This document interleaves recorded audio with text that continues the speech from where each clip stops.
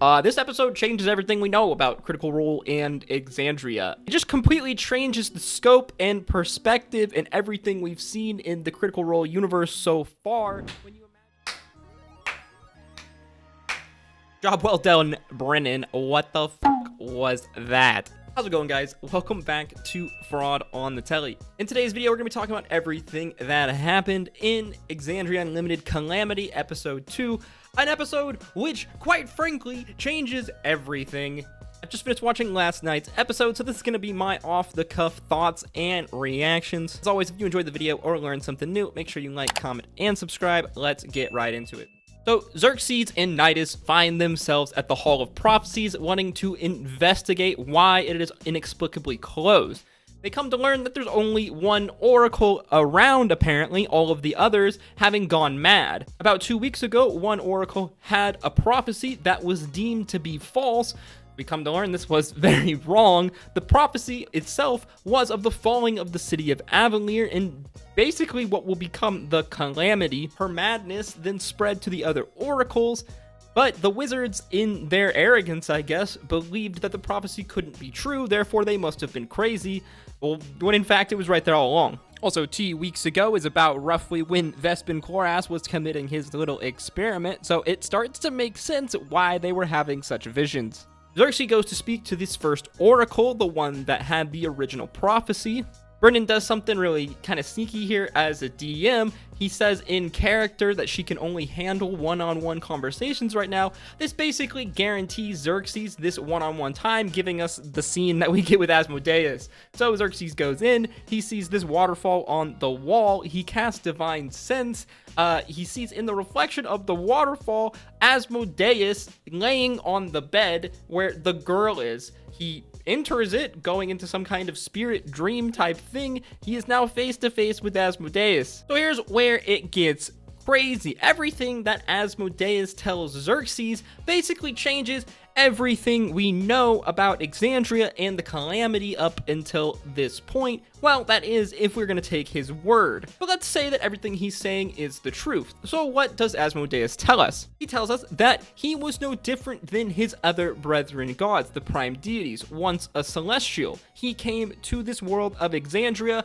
from where they created life, mortals. However, Asmodeus would come to give the mortals another gift. See, he believed that this love, innocence, kindness, bravery, all these things instilled in mortals were the most beautiful thing to ever be created. So in order to more exemplify their beauty, they must need a darkness, a foil, hatred, lies, deceit. It's this yin-yang philosophy. You can't have light without the darkness. You can't have darkness without the light. They need each other to survive, and they enhance each other. Obviously, the mortals didn't take too kindly to these creatures of darkness, so they stopped worshipping Asmodeus, believing him to be evil. When Asmodeus looked to his other brethren of the gods, none came to his aid at all. It seems that according to Asmodeus, the betrayer gods were no betrayers. In fact, they might have been just misunderstood. He tells us, in fact, how could they be betrayers when the pact and oath that they made upon coming to Exandria was with the primordials who ruled the world at the time? It was then the prime deities then that were the betrayers, as they were the ones that went back on their pact. This is like actually crazy. Very Luciferian type story, this fallen angel, a very twist and turn on events of a D&D setting and kind of fantasy setting with this idea of good and evil gods.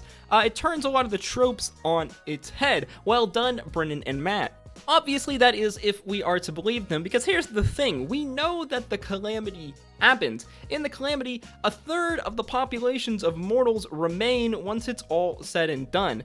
2/3 of the population of the entire planet is wiped out. So for all of this nicety that we see from Asmodeus, and we sympathize with him greatly, obviously Brennan's a great DM, so it's hard not to, we still know that a bunch of people are gonna die. Things are gonna change forever. So is he really this good guy that he claims that he is? Or what exactly is going on here? Whatever it is, it seems that his first prophecy, his first dream that we talked about in our other videos that happened in episode 1 is more explained now. When Asmodeus asks, whom did we betray?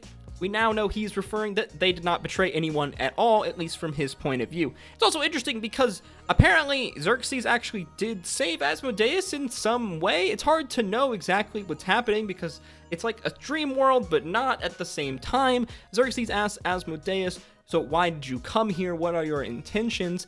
To which he's referring to Vespin Chorus and Vespin Chorus's ritual. Asmodeus tells us he was merely summoned here. The gate that was holding him and the betrayer gods in their prison was suddenly burst open, aka the Vespin Chorus ritual. So if we're to believe him, then it was Vespin Chorus of his own volition trying to become a god. He wanted to slay down a betrayer god instead of a prime deity and take that betrayer god's place, assumingly, you know, with the prime deities. In doing so, he's accidentally opened the prison that the betrayer gods were captured in. Now they exist somewhere between the plane of Exandria and the plane that they once were sealed in. That is, if we were to believe what we're told. Asmodeus even tells Xerxes that you're far too trusting, giving us some super, even more sussy vibes. He tells Xerxes that he is being lied to, very much making it seem like one of the other cast members here has something up their sleeve. In fact, this whole episode was super sussy vibes all around. It seems like everyone's got a secret for something. Everyone has their own self-ambitions. Frankly, I love it. As well, like I said earlier, it almost suspends your disbelief at times that the calamity is going to actually happen. I mean, the fact that apparently they saved Pervon in episode 1, where he was supposed to be either dead or gravely injured from a spell that these wizards were planning on casting from him, but merely Xerxes and Quay's presence going to talk to Pervon saved his life. So if there is this idea that they can impact the calamity and how it happens to a degree, it's very interesting. But we do know that the calamity's gonna happen. Avalier's gonna fall, Aor's gonna fall, Kael Morrow's gonna be destroyed, Vasselheim's gonna be attacked. It's gonna be a shit show. But how do we get to that shit show? And what are the exact reasons going on here? As we talked about in our last video, I love how Brennan lays out this plot in a super kind of detective murder mystery-esque type deal. He drops all of these nuggets of information in every single instance, especially when characters are either one-on-one or in smaller groups when they go and do these side stories. Like we said in our last video, basically in every single introductory scene in episode 1, there's a brain of plot knowledge that's dropped, and maybe it's not exactly explained in the moment. It slowly begins to become unraveled. As we've seen, Vespin Chorus was not alone in this plan. He had help from other mages in Avalier. There is this kind of plot. Something is going on here. As well, we learn about this tree of names. Apparently, this is the tree that we saw in Xerxes' dream at the beginning of episode 1. Tree exists in Avalier, bearing some kind of great power. It seems to be heavily linked with the calamity or possibly the ascension of the Raven Queen. Oh, also, apparently, Marisha's character just knew the Raven Queen before she existed, knew her as her mage form before, which is bonkers. I'm loving EXU Calamity so much. I don't want it to end. It makes me sad that it's a mini-series, but probably the fact that it's a mini-series will make it even better. The story's so good. The characters are all amazing. Brennan's amazing. It's so fun trying to theorize and piece this story and watching these insane moments. I love how we begin episode 1 with like an insane Xerxes dream sequence, and then we end episode 2 with an even greater insane Xerxes dream sequence. Can't wait to see what more knowledge, crazy lore bombs we get. It seems like every single scene something crazy is happening. Can't wait to see the secrets that are revealed from all of our cast members as well.